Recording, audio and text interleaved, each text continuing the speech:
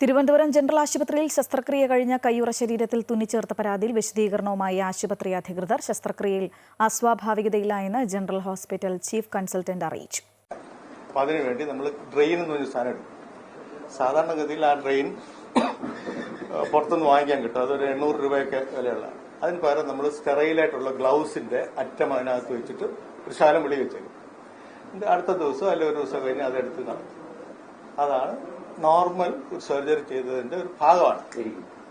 അതാണ് അതിന്റെ എക്സാക്ട്ലി ചെയ്തതും അതാണ് അത് ചെയ്യേണ്ടതും. അല്ലെങ്കിൽ മറ്റേ ഡ്രെയിൻ ഇടാം. ഡ്രെയിൻ ഇട്ടാൽ ഒരു വള്ളി പോലെ വെളിയിലോട്ട് നിൽക്കാൻ ഒരു ബാഗൊക്കെ കാണും. അതിനൊരു കോസ്റ്റ് അറൌണ്ട് 800 റുപ്പീസ്. അതാണ് അതിന്റെ ശരി. എന്നെ വിളിച്ചിട്ടില്ല. ഇതൊരു പ്രശ്നമല്ല. നമ്മളിത് പ്രതീക്ഷിച്ചല്ലേ. അയാളുടെ അടുത്ത് പറഞ്ഞിട്ടല്ലേ നമ്മൾ വിടുന്നേ. അയാളുടെ അടുത്ത് ഇത് എടുത്ത് കളയണമെന്നും അല്ലെങ്കിൽ ഇവിടെ വന്ന് മാറ്റണമെന്നും ഡ്രസ് ചെയ്യുമ്പോഴേ കൃത്യമായിട്ട് പറഞ്ഞിട്ടാണ് വിടുന്നത്. അതിനകത്തൊരു അബ്നോർമാലിറ്റിയും യാതൊരു അസ്വാഭാവികതയും ഈ കാര്യത്തിലില്ല. ശനിയാഴ്ച ആയിരിക്കും. ശനിയാഴ്ചയാണ് മൈനർ ഓപ്പറേഷൻ ചെയ്യുന്നത്. ശനിയാഴ്ച രാവിലെ പേഷ്യന്റ് വന്ന് കാണും, ഉച്ചയ്ക്ക് മുമ്പ് വിട്ടും കാണും. വിവരങ്ങളുമായി അരവിന്ദ് ചേരുകയാണ്. അരവിന്ദ്, നമുക്കറിയാം ഈ ഒരു വിഷയം ഇന്ന് രാവിലെ മുതൽ ചർച്ചയായതാണ്. പക്ഷേ പിന്നീട് മനസ്സിലാക്കാൻ സാധിച്ചത് ഇവർക്ക് ഉണ്ടായതൊരു തെറ്റിദ്ധാരണ മാത്രമാണ്. കാരണം ഈ ഒരു പ്രക്രിയ ഈ ശസ്ത്രക്രിയക്കിടയിൽ നടക്കുന്ന ഒരു സ്വാഭാവിക പ്രക്രിയ മാത്രമാണെന്നാണ് പിന്നീട് ലഭിക്കുന്ന വിവരങ്ങൾ. എന്തൊക്കെയാണ് ഇത് സംബന്ധിച്ച് അരവിന്ദിന് പങ്കുവയ്ക്കാനുള്ളത്? ശ്രീജ, നെടുമങ്ങാട് സ്വദേശി ഷിനു എന്ന ചെറുപ്പക്കാരനാണ് കുറുക്കിൽ ഉണ്ടായ ഒരു മുഴയെ ചൊല്ലി ശസ്ത്രക്രിയയ്ക്ക് വിധേയനായത്. ശേഷം കഴിഞ്ഞ ശനിയാഴ്ചയാണ് ശസ്ത്രക്രിയ നടന്നത്. തിരുവനന്തപുരം ജനറൽ ഹോസ്പിറ്റലിൽ വെച്ചാണ് ശസ്ത്രക്രിയ നടന്നത്. ഇതിൽ ശസ്ത്രക്രിയയ്ക്ക് ശേഷം മുതുകിലായി ഈ പഴുപ്പും അതുപോലെ തന്നെ രക്തവും പുറത്തേക്ക് തള്ളാനായിട്ട് ഒരു ചെറിയൊരു ഡ്രെയിൻ സിസ്റ്റം എന്ന രീതിയിലാണ് വിരലുറയുടെ ഒരു ഭാഗം കട്ട് ചെയ്ത് അതിൽ തുന്നിപ്പിടിപ്പിച്ചിരുന്നത്. അത് 24 മണിക്കൂറിനകം എടുത്തു മാറ്റണമെന്നും ആശുപത്രിയിൽ നിന്നും ഷിനുവിന് നൽകിയ രേഖകളിലും വ്യക്തമായി തന്നെ പറയുന്നുമുണ്ട്.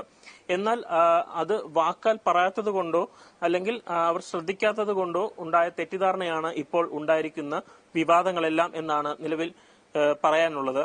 ഇതിൽ വേദനയുമായി ബന്ധപ്പെട്ട് ശസ്ത്രക്രിയയ്ക്ക് ശേഷം വേദനയുമായി നെടുമങ്ങാട് സ്വദേശി ഷിനു നെടുമങ്ങാടുള്ള ഹോസ്പിറ്റലിൽ ഡോക്ടറെ സമീപിക്കുകയുണ്ടായി.